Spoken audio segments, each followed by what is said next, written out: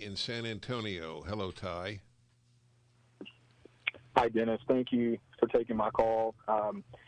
You know, and I'm going to bring this home full circle quickly. Whenever they legalized homosexual marriage, I looked at my boss and I said, he's a raving leftist, 65-year-old white guy. I said, you got what you wanted, but this is not where it stops. They will continue to move on because liberalism needs the next division tactic. And it wasn't 6 months down the road that we were worried about men walking into women's restrooms and hormonal therapy and all this other stuff. And it's amazing listening to this woman who I appreciate what she's done, but her clarity that transitions to schools and what's happening to kids, it's almost as amazing that she doesn't realize what homosexual marriage is doing to the kids and what it's doing to the institution of morals and schools, because she was very willing to argue against liberalism out of one side of her mouth, but then y'all got into a debate slightly on homosexual marriage and what it's done to the families and different things. Well, we didn't actually debate what it's done to families. This is a very complex question. Let me say a couple of things here, because I know so many gay couples, and I love them. And I don't love them because they're gay. I just happen to love them, and they happen to be gay. And I don't love anybody because they are something. I love them because they're good. Anyway, when conservatives frame things in a way that doesn't comport with reality or much reality, we do ourselves a disservice. My argument was, and it's unanswerable, the argument, otherwise there was no argument for gay marriage, and I said it in Congress. I said it a long time ago. The argument is, and they said it, gender doesn't matter. There is no other argument. Love matters, gender doesn't. That was the entirety of the argument. Most Americans, or many Americans, bought it because love is a powerful word and because gays can love each other just as much as heterosexuals can love each other. That's it. And that is what has happened. I also have the religious belief, as I said to her, that God wants marriage to be between a man and a woman. Okay? I acknowledge that's my belief. But my package of beliefs are what sustain me to resist the crushing of freedom in this country. I had an atheist an Ayn Rand atheist on my fireside chat. Wonderful man.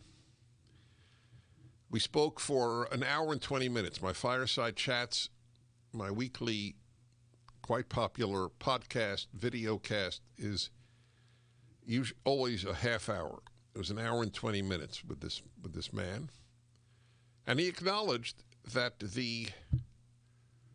he is an atheist who loves liberty. A lot of atheists are on the left and have contempt for liberty, but he's an atheist who loves liberty, and he acknowledged that overwhelmingly it was religious Americans who were protecting liberty today. So, fine. So, before we dismiss religious Americans, we're a package. We come with a lot of beliefs. One is God wants us to be free. Another one is that God wants man and woman to marry. That is not a statement against the gay. It is no more a statement against the gay than it is a statement against single people. God wants people to marry. Is that anti-single? In the simpleton world of the left, that is what it means. It's single phobia. Do I hate singles because I believe people should marry? Isn't that idiotic? Yeah, but it doesn't matter. Idiocy is the norm today. But that's the way we should frame the argument. The kids of the couples I know are good kids. Just for the record, I don't know if that's the norm, but I don't know if it's the norm in general. It's tough to raise good kids. But of course, to be honest, the gays I know, except one for one case, are in fact conservative. All right. Anyway, the topic was raised, and I needed to address it. Okay, let's go to Roxanne in Los Angeles. Hello. Hello. How are you? I'm well, thank you. I have to thank you. When I first came to LA and started listening to you, I was just a total lefty liberal, and your thoughtful advice and clarity has helped me become the wildly conservative person I am now. But I just want to point out something that I have to disagree with you on. Barry's article hit home because my 4 kids have attended an LA private school that we chose precisely so that they could have a religious community. And I don't think, it's easy to say that we're cowards, but I'm the den mother for over 100 closeted conservative parents at my school. This happened sort of slowly and then all at once. And they wield a cudgel that is so strong, and that is the accusation of racism. And we aren't concerned about college.